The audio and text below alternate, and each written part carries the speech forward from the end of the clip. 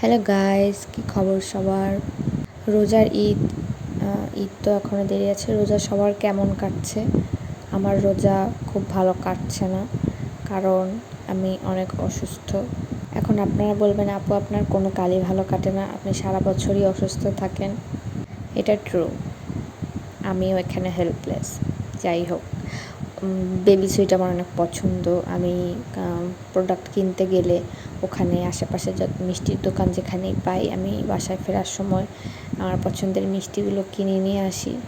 কারণ ছোটোবেলায় আমার মিষ্টি ভালো লাগতো না, কিন্তু এখন আমি মনে হয় বড় হয়েছি, তাই আমার মিষ্টি খাইতে মনে চায় অনেক। আমি চিকনা চাকনা হলেও অনেক খাবার পছন্দ করি। যাই হোক, এগুলো সব হচ্ছে ডেলিভারির। আমি ডেলিভারি দেওয়ার সময় টুকটাক ক্লিপস নেই। এছাড়া আলসেমের কারণে আর মেকিং ভিডিওগুলো বানানো হয় না। এগুলো ডেলিভারি যাচ্ছে। কিউট কিউট সেট দেখেছেন আমাদের কত সুন্দর ফিনিশিং, মাশাল্লাহ। তবে আমি আগের চেয়ে অনেক বেশি অলস হয়ে গেছি। এটার কারণ হচ্ছে অসুস্থতাও বেড়েছে। এই কারণে আমি অলস হয়ে গিয়েছি।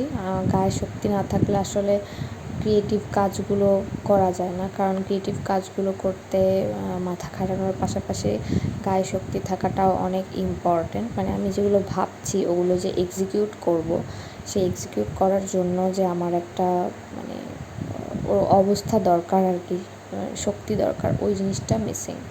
তো এই কারণে আমি এখন দেখা যাচ্ছে যে অর্ডারের কাজই বেশিরভাগ করছি, নতুন প্রোডাক্ট অত বেশি আনছি না বা হিউজ পরিমাণে করছি না।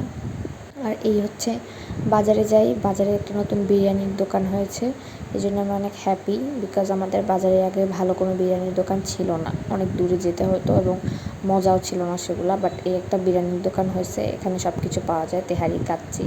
তো আমি 3 প্যাকেট নিয়ে এসে একটা বাটির মধ্যে ঢালি, তারপরে মিক্স করি, তারপরে ভাগ করে নিই আমরা। তো এই বিরিয়ানিটা অনেক মজা। আমি এই ব্যাপারে অনেক হ্যাপি যে এখন বাজারে গেলে টুকটাক দরকারে আমি বিরিয়ানি কিনে নিয়ে আসতে পারবো। আমার সবচেয়ে পছন্দ আমার আম্মুর হাতের বিরিয়ানি, বাট আম্মু হচ্ছে সময় পায় না, এই জন্য করে না, মাঝে মাঝে করে। লাস্ট বিরিয়ানি করেছিল মনে হয় নতুন বছরে। তো আমার অনেক পছন্দ। ওটা যদিও বিরিয়ানি না, তেহারি। এই ভিডিওতে আপনারা আরও একটা বিরিয়ানি দেখতে পাবেন, মানে তেহারি দেখতে পাবেন। আর এখানে হচ্ছে আমার মা আর বোন মিলে বানাচ্ছিল, মিল্কশেক বানাচ্ছিল, কারণ এটা মানে অনেক ওরা হচ্ছে সামলাতে পারে না। এই হচ্ছে ইফতার, আমাদের এক আত্মীয় বাসা থেকে এসেছে। এই তো এদের কাজ করছি আমি, আমার মা, আমার বোন, ও কাকি করছে। আর এই টমেটোগুলো এত ছোট, বেবি টমেটো, একদম আমার বেবি বেবি জিনিস অনেক পছন্দ, ছোটো ছোটো জিনিস, এটা অনেক মজা। এই সবগুলো টমেটো আমি একাই খেয়ে ফেলছি।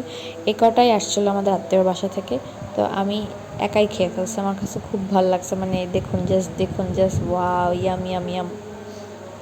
আমি পোলাও অনেক বেশি পছন্দ করি, পোলাও, রোস্ট, মুরগির মাংস।